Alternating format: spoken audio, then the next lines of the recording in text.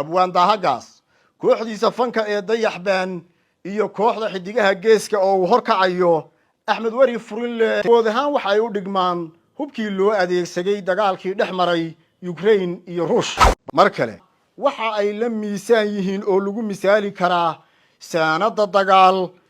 ee Mareykanka u saamaxday inuu noqdo awoodda koowaad ee dunida waana kooxo lagu xasuusan karo loolankii adkaa iyo weliba mayalkii dhinaca siyaasadda ee bilo ka hor doorashooyinka Somaliland isbedelada siyaasadeed ee dalku uu galay doorka ugu weyn ayay ka qaateen bahda fanka ee Somaliland balse waxay ahaayeen kuwa aragti ahaan arahan iyo weliba mayal ahaan aad u kala fog lana kala safan dhinacyada isku garbinaya siyaasadda Somaliland ee waqtigaasi tartanka adag loogu jiray madaxweynayaasha kuraasta la kala wareegay Cabdiraxmaan Maxamed Cabdullaahi Ciro iyo sidoo kale Muuse Biixi Cabdi madaxweynihii hore ee qaranka Somaliland iyo xusbiyada ay hogaaminayeen ayay dabcan si weyn ula kala safnaayeen oo ay u kala taageerayeen amaba ugu kala ololeynayeen bahda fanka ee isku hor fadhida fagaaraha qasriga madaxtooyada Somaliland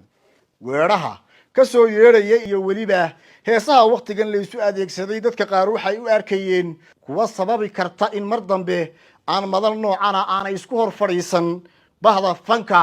ee ay ka soo burqanayeen ereyadan iyo weliba kuwa kale oo si weyn dareenka dadka ay ugu kicinayeen waqtiga ololaha lagu jiray isla markaasina uu mid waliba dhankiisa si weyn xamaasadooda u kordhinayay taageerayaasha la safan musharaxa uu wado ee uu galbinayo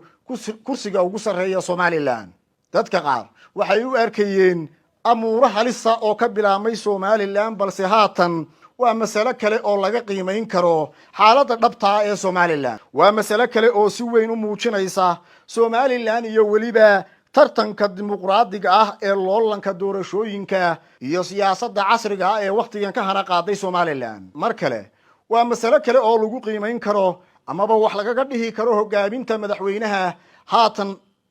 Cabdiraxmaan Maxamed Cabdullaahi Ciro oo haatan si weyn diiradda loogu hayo lana eegayo talaabooyinka uu qaado iyo weliba hogaamintiisa ee waqtigan haddaba madaxweyne Ciro oo isagu haatan garwaaqsan awoodda uu leeyahay fanku isla markaasina goobjoog u ahaa qayb weyn ka ahaa 4 bilood ka hor iyo wixii ay faleen bahda fanka ee Somaliland ayaa kulan uu dalbaday waxa uu kula qaadanayaa qasriga madaxtooyada